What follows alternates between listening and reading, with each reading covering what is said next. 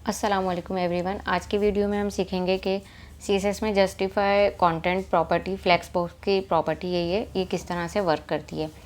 हम लोगों ने अपनी लास्ट वीडियो में सीखा था कि फ्लेक्स बॉक्स क्या होता है, उसको हम किस लिए यूज़ करते हैं, और हमने उसकी एक प्रॉपर्टी देखी थी जो कि थी फ्लेक्स डायरेक्शन। आज जो हम प्रॉपर्टी इसमें सीखेंगे वो है जस्टिफाई कंटेंट। अब जस्टिफाई कंटेंट किस तरह से वर्क करती है पहले मैं आपको ये समझा देती हूँ। देखें, जस्टिफाई कंटेंट जो है वो हॉरिजेंटली वर्क करेगी, यानी कि इसके अंदर आप जो भी काम करेंगे, यानी कि जो भी वैल्यूज़ देंगे वो सब हॉरिजेंटली वर्क करेंगी। जैसे कि यहाँ पर मैंने एग्जाम्पल के तौर पर आपको दिखाया है कि ये हमारे पास क्या है, एक कंटेनर है जो यहाँ पर आपको लाइट ऑरेंज कलर का नज़र आ रहा है। ये फ्लेक्स कंटेनर है और ये फ्लेक्स आइटम्स हैं, यानी कि item 1, item 2, item 3 and item 4।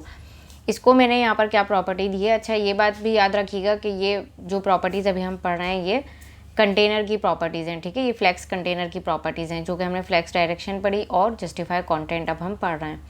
इसमें जो हमें फर्स्ट वैल्यू मिल रही है वो है फ्लेक्स स्टार्ट। फ्लेक्स स्टार्ट में क्या होता है, जैसे ही हम कंटेनर को लिखते हैं जस्टिफाई कंटेंट फ्लेक्स स्टार्ट, यानी कि हमने फ्लेक्स स्टार्ट प्रॉपर्टी वैल्यू यहाँ पर दे दी, तो ये क्या करेगा, जितने भी आइटम्स हैं उनको क्या करेगा, स्टार्ट यानी कि लेफ्ट साइड से स्टार्ट कर देगा, ठीक है। यानी कि आइटम 1, आइटम 2, आइटम 3, आइटम 4 ये लेफ़्ट साइड से स्टार्ट हो रहे हैं। तो इस तरह से ये फ्लेक्स स्टार्ट प्रॉपर्टी वर्क करती है।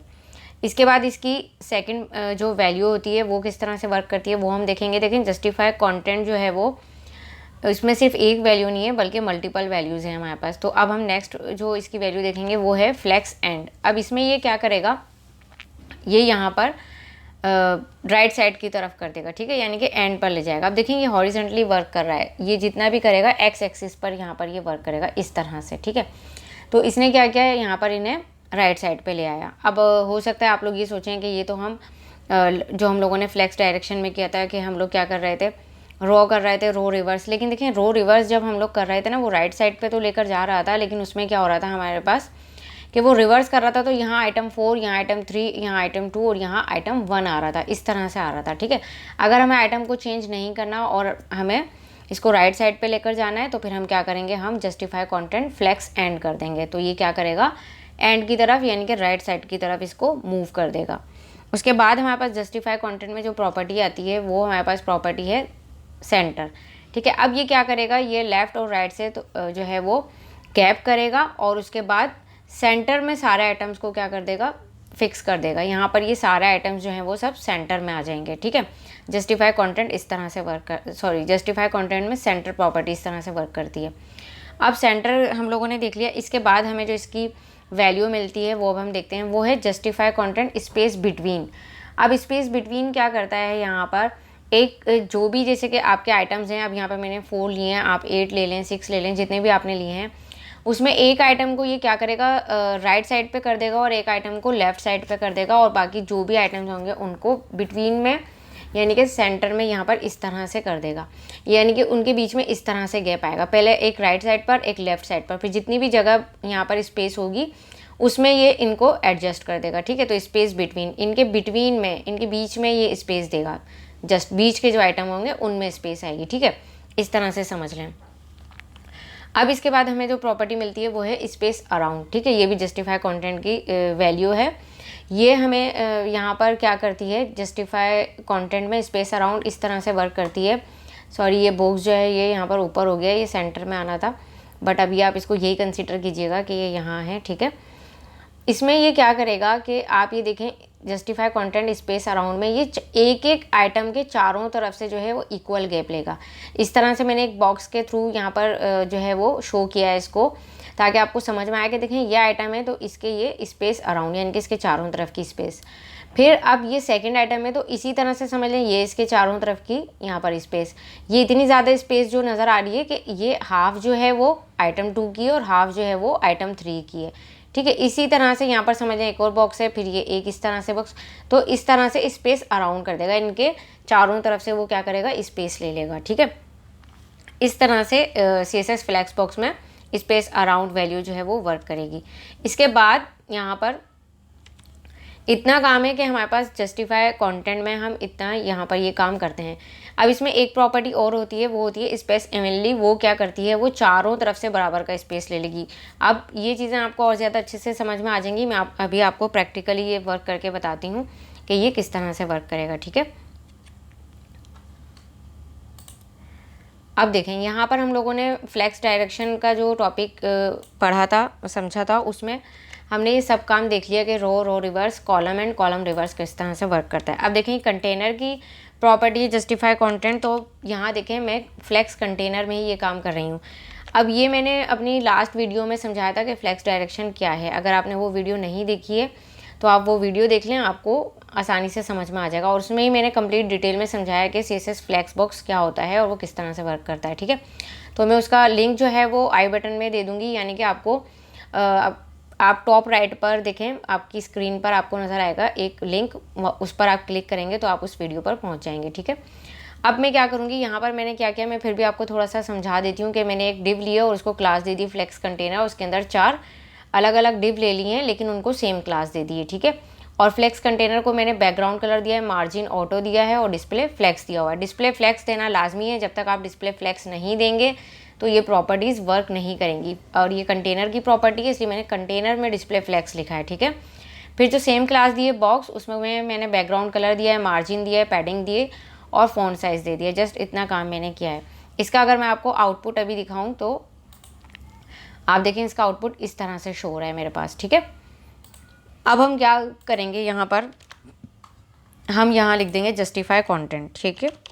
हमने यहाँ लिखा जस्टिफाई कंटेंट। सबसे पहले हम लोगों ने देखा था फ्लैक्स स्टार्ट, तो हम यहाँ फ्लैक्स स्टार्ट देखते हैं। तो अब हम इसका रिजल्ट देखते हैं क्या आता है। देखें, ये सेम वही रिजल्ट रहा, यानी कि डिफ़ॉल्ट में भी आपको इसी तरह का रिजल्ट मिल रहा है, ठीक है। डिस्प्ले फ्लैक्स लिखना मस्ट है, ये बात याद रखिएगा। जब तक आप डिस्प्ले फ्लैक्स नहीं लिखेंगे, यानी कि आप नहीं बताएंगे कि आप कौन सा डिस्प्ले यूज़ कर रहे हैं, जब तक ये नहीं पता चलेगा ब्राउज़र को। और दूसरी बात ये कि अगर आपने यहाँ कोई डिस्प्ले लिख भी दिया और अगर आप ये प्रॉपर्टीज़ इस तरह से यूज़ करेंगे तो ये वर्क नहीं करेंगी, क्योंकि ये फ्लैक्स बॉक्स में फ्लैक्स कंटेनर की प्रॉपर्टीज़ हैं। अब फ्लैक्स स्टार्ट लिखा हमने, तो यहाँ पर लेफ्ट साइड से स्टार्ट हो रहा है, जो कि डिफ़ॉल्ट वैल्यू होती है इसकी।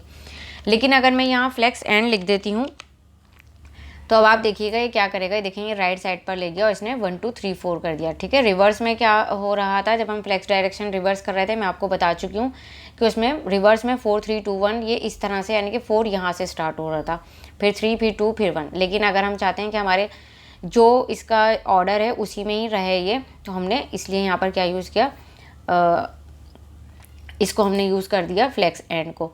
इसके बाद अगर मैं यहाँ पर लिख देती हूँ जस्टिफाई कंटेंट में, मैं यहाँ लिख देती हूँ सेंटर, ठीक है। जैसे ही मैंने सेंटर लिखा है तो यहाँ क्या होगा, ये सब आइटम जो है सेंटर में आ जाएंगे। ये देखें, लेफ़्ट और राइट से इसने जो है वो स्पेस ले ली और जितने भी मेरे पास ये आइटम्स थे इनको क्या किया, इसने सेंटर में यहाँ पर रख दिया है। अब जस्टिफाई कंटेंट हमने सेंटर लिख दिया। अब हमारे पास जो इसकी दूसरी वैल्यू है वो हम लिखेंगे स्पेस अराउंड, ठीक है। जैसे ही स्पेस अराउंड लिखा तो हम क्या करेंगे, ये देखें। अब स्पेस अराउंड में क्या करता है, मैंने आपको बता दिया था अभी कि ये इतनी स्पेस यहाँ पर आपको क्यों नज़र आ रही है, कि यहाँ जितनी स्पेस है लेफ़्ट साइड पर, इतनी ही राइट साइड पर भी इस आइटम 1 की स्पेस है, इस तरह से, ठीक है। तो ये यहाँ इस तरह से स्पेस इसने चारों तरफ से ले ली, फिर इसी तरह से ये। अब आइटम 2 की जो है इस साइड से आधी स्पेस आइटम 2 की है और यहाँ पर फिर इधर से आइटम 2 की आधी स्पेस है, ठीक है, हाफ हाफ। फिर इसी तरह से हाफ आइटम 3 की यहाँ है और यहाँ आइटम 4 की हाफ है। इस तरह से क्या कर रहा है कि इसके चारों तरफ से स्पेस ले रहा है, ठीक है। यहाँ ज़्यादा किस लिए कि हाफ जो है वो आइटम 1 की स्पेस है और हाफ जो है वो आइटम 2 की है। इस तरह से हमारे पास ये वैल्यू स्पेस अराउंड की वर्क करती है, ठीक है। अब अगर मैं यहाँ पर लिखती हूँ स्पेस बिटवीन, ठीक है। यहाँ मैंने लिखा स्पेस बिटवीन। अब देखें स्पेस बिटवीन में ये क्या करता है कि जो इसका आइटम है, यानी कि एक कर देगा लेफ़्ट साइड पर और एक कर देगा राइट साइड पर, फिर जो आइटम्स होंगे उनको ये यहाँ पर बिटवीन में एडजस्ट कर देगा। इसको आप किस तरह से समझ सकते हैं, देखें अगर मैं आपको यहाँ पर ये 2 आइटम्स जो हैं इनको कमेंट करके दिखाती हूँ तो अब आप देखिएगा स्पेस बिटवीन का मतलब आपको अभी और अच्छे से समझ में आएगा। देखें अभी बिटवीन यानी कि इनके बीच में इसने क्या कर दी, स्पेस कर दी। ये देखें एक लेफ़्ट साइड पे कर दिया, एक राइट साइड पे, और बीच में क्या आ गई, सारी स्पेस आ गई। अब अगर आपके आइटम्स हैं यहाँ पर तो वो आइटम्स के दरमियान क्या करेगा, स्पेस दे देगा। तो स्पेस बिटवीन हमारे पास इस तरह से वर्क करता है। फिर उसके बाद हमारे पास एक प्रॉपर्टी और होती है जो कि होती है स्पेस इवनली। ये क्या करेगा, ये बराबर की स्पेस दे देगा सब तरफ, ठीक है। सॉरी, ये मैं अभी किस तरह से आपको पता चलेगा, इन्हें मैं वापस से अनकमेंट करती हूँ। ये देखें, अब देखिएगा अब क्या किया इसने, जितनी स्पेस यहाँ है आइटम 1 से पहले उतनी ही उसके बाद आ गई, फिर 2 के बाद भी इसी तरह से आ गई, 3 के बाद भी इसी तरह से आ गई, 4 के बाद भी, यानी कि इन्हें इक्वल कर दिया, इवनली जो है इसको स्पेस दे दी इसने, ठीक है। इस तरह से हमारे पास ये प्रॉपर्टी वर्क करती है। तो CSS में हम लोगों ने फ्लैक्स बॉक्स देखा कि फ्लैक्स बॉक्स किस तरह से वर्क करता है, उसकी अलग अलग प्रॉपर्टीज़ हैं और उन प्रॉपर्टीज़ की भी मल्टीपल वैल्यूज़ हैं हमारे पास, ठीक है। तो उसमें हमने फ्लैक्स डायरेक्शन देखा, उसकी जो है वो सब वैल्यूज़ देख ली, और उसके बाद हम लोगों ने जस्टिफाई कंटेंट आज पढ़ा है, और जस्टिफाई कंटेंट में हमें जितनी वैल्यूज़ मिलती हैं, यानी कि flex start, flex end, centre, space around, space between and space evenly, ये सब हम लोगों ने आज सीख लिया है। तो इस तरह से CSS फ्लैक्स बॉक्स के थ्रू हम किसी भी वेबसाइट का लेआउट रिस्पॉन्सिव बना सकते हैं और बहुत आसानी के साथ बना सकते हैं। तो आई होप कि आपको ये वीडियो पसंद आई होगी, और अगर ये वीडियो आपके लिए थोड़ी सी भी हेल्पफुल रही है तो लाइक कीजिएगा और मुझे कमेंट करके बताइएगा कि आपको ये समझ में आया है या नहीं, आपका कॉन्सेप्ट क्लियर हुआ है या नहीं। और अगर आपको लगता है कि आपके फ्रेंड्स एंड फैमिली में ये वीडियो किसी के लिए हेल्पफुल रहेगी तो उनके साथ शेयर भी कर दीजिएगा। अगर मेरे चैनल को अभी तक आपने सब्सक्राइब नहीं किया है तो प्लीज़ इसे सब्सक्राइब कीजिए। साथ में एक बेल आइकन है, उस पर क्लिक करके ऑल पर क्लिक कर दीजिए, ताकि मैं जब भी कोई न्यू वीडियो अपलोड करूँ तो उसका नोटिफिकेशन सबसे पहले आपको मिल जाए और आपको मैन्युअली सर्च नहीं करना पड़े। मिलते हैं नेक्स्ट वीडियो में, तब तक के लिए अल्लाह हाफिज़।